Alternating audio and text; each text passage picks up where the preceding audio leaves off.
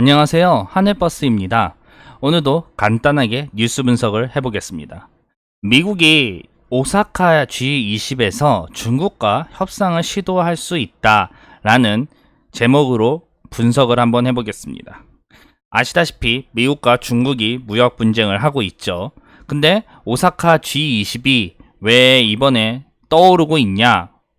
미국 대통령과 중국 시진핑 국가주석이 여기에서 만나서 이 무역 분쟁을 해결할 가능성이 높아지고 있기 때문이에요. 그러니까 이 키포인트가 여기에 몰리고 있는 거죠. 그리고 또 미 트럼프 대통령이 중국을 위해서라고 해야 될까요? 중국을 위해서 열심히 지금 이 오사카에 판을 깔아주고 있어요. 빠르게 설명 한번 해보겠습니다. 일단 미국은 지금도 연일 공세적인 입장을 보여주고 있어요. 중국이 계속 얻어맞고 있는 상황이죠. 당연히 전 세계 1위 경제대국의 초강대국이죠. 그리고 군사력도 전 세계급이고, 그 다음 기축통화 달러를 갖고 있고 동맹국까지 여러 포진돼 있는 상황에서 중국이 개방 경제를 하고 이제 뭐 성장을 할 때 이미 중국이 이제 뭐 손 쓸 수 없을 정도로 전 세계는 미국 시스템에 종속화되어 있는 상황까지예요. 그쵸? 그러니까 모든 판과 모든 시스템, 모든 무기들을 다 미국이 갖고 있어요. 그 상황에서 중국을 때리고 있는 거죠. 중국은 공세적인 입장은커녕 여전히 적극적 방어적 자세를 보여주고 있습니다. 왜? 미국에 비하면 체력이 없기 때문이에요. 그래서 이제 미국의 힘은 뭐냐? 중국을 압도할 수 있는 힘. 그냥 두 개로 꼽아놨습니다, 제가. 하나, 기축통화의 힘이에요. 중국은 위안화가 기축통화가 아니기 때문에 자체적으로 살아남을 수가 없어요. 중국이 바로 석유를 내일 수입해오지 못하면 한 달 안에 굶어 죽어요, 중국은. 중국 내에 석유가 있다 하더라도 실제 소비할 수 있는 소비량에는 따라갈 수가 없어요. 그러니까 밖에서 사우디나 이란에서 계속 사와야 되는데, 만약에 이거를 봉쇄해버리면 미국이 그날로 중국은 망해요. 진짜 전쟁 생각해야 돼요. 만약 중국이 위안화가 기축통화였으면 미국의 이런 압박에 버틸 수 있었을 거예요. 근데 참 아쉽게 그게 어렵죠. 일본 엔화도 기축통화를 꿈꿨지만 미국이 잡아뜨렸으니까요. 그래서 이 첫 번째 그 힘이 있고, 두 번째는 미국이 대미무역적자에서 쉽게 대중무역적자가 어마어마해요. 그러니까 대미무역적자는 중국이 미국에 무역장사를 했을 때 발생되는 단어인데, 중국이 미국한테 물건 진짜 많이 팔고 영업이익 엄청 많이 빼와요. 하지만 미국은 중국에 열심히 팔아도 중국에 수입해오는 물건이 더 많기 때문에 무역 적자가 발생되고 있어요. 그러니 이 말은 미국이 값싼 중국산 물건을 안 사도 미국은 손해를 볼 게 없다는 거예요. 왜? 미국은 값싼 중국산을 대처할 수 있는 데가 많아요. 동남아도 있지, 인도도 있지, 아프리카도 있지, 가장 가까운 멕시코 생산기지 있지, 중남미 있지. 어마어마하죠. 그냥 바로 대체하면 돼요. 피토류? 바로 채굴하면 돼요. 근데 중국은 미국이 사줬던 그런 나라를 찾기 힘들어요. 어디서 찾을 거예요? 한국이 뭐 가장 가까워서 미국이 사줬던 물량만큼 사줄 것 같아요? 안 돼요. 그런 힘도 없지만. 그렇기 때문에 중국과 미국이 현재 이 밸런스가 틀린 거예요.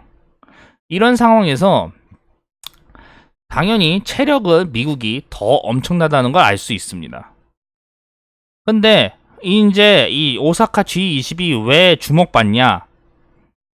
미국이 협상 테이블로 중국을 불러들이고 있기 때문이에요. 이제는 협상을 하자라면서. 근데 한편으로는 무작정 협상만 하자 이렇게 얘기하는 게 아니라 뭐 중국을 또 채찍질한 무기도 여전히 준비하고 있습니다. 뭐 쉽게 얘기하면 여기 나와요. 미국이 일단 이 당근책으로 중국한테 중국 통신 장비 업체, 중국의 대표 기업인 화웨이를 제재했던 그 행정명령을 뭐 그게 유예 기간이 90일이었죠. 그거를 일부 제재 시행을 늦추는 방안을 추진한다라면서 언론에다가 던져줘요.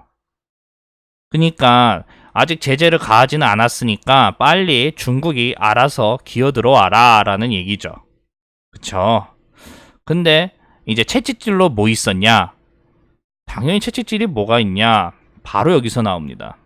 중국이 오사카 G20에서 중국 국가주석 시진핑 국가주석과 회동이 예정돼 있는데, 만약에 여기에서 협상이 제대로 성사되지 않고 그냥 물 건너가면 미국은 바로 관세를 더 때리겠다라고 엄포를 놓은 상태죠. 여기에서 관세를 더 때린다는 거는 미국이 중국산 물건은 앞으로 계속 안 산다는 얘기와 무역전쟁이 중장기화 된다는 얘기를 표명한 겁니다. 그쵸? 그러니까 결국은 중국 시진핑 국가주석이 선택을 해야 될 키포인트가 와 있는 거예요. 그래서 이제 우리가 또 핵심으로 볼 수 있는 키포인트가 G20 오사카에서 중국이 미국이 만들어 놓은 링에 올라와서 미국이 원하는 요구 조건을 들여준다, 쉽게 항복을 한다라면 미중 무역 분쟁은 끝나지만 중국 내부에는 이제 불만 세력이 다시 올라올 수밖에 없고 중국 경제가 휘청거릴 수도 있는 그런 상황이 발생됩니다. 왜? 중국이 지금 이렇게 열심히 적극적인 방어 자세를 하는 거는 미국한테 많이 뜯기지 않으려고 하는 거예요, 요구 조건을.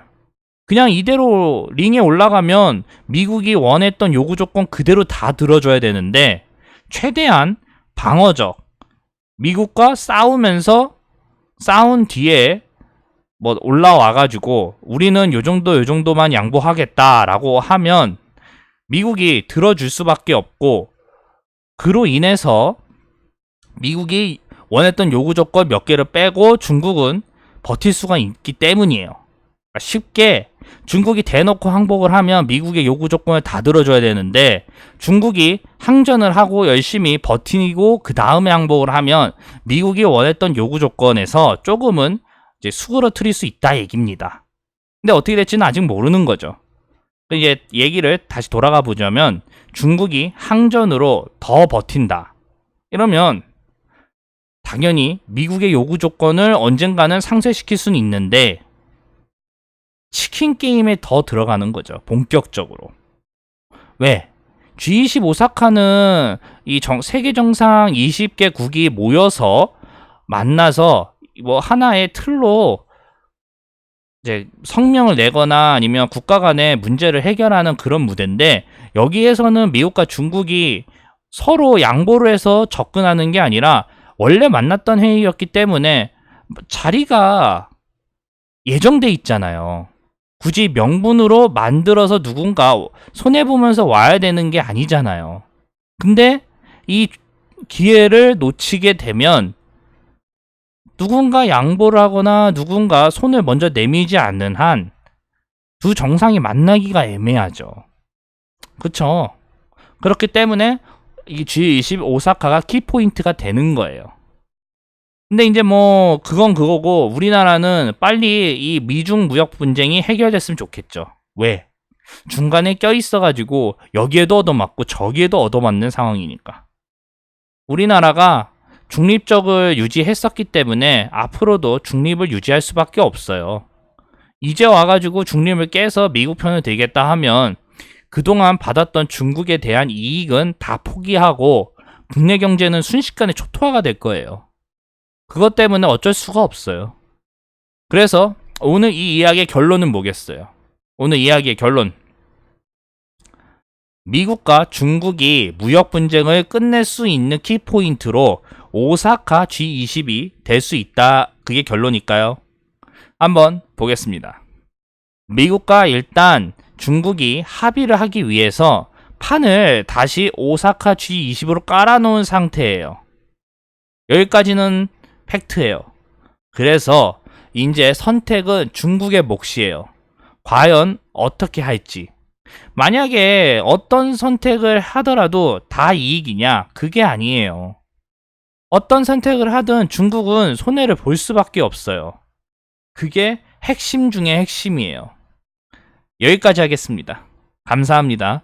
이 내용이 괜찮다고 생각이 드시면 언제든지 구독, 좋아요 부탁드리고 이 내용에 궁금점이 있으시면 댓글 부탁드려요. 그러면 바로 저도 댓글을 달겠습니다. 감사합니다.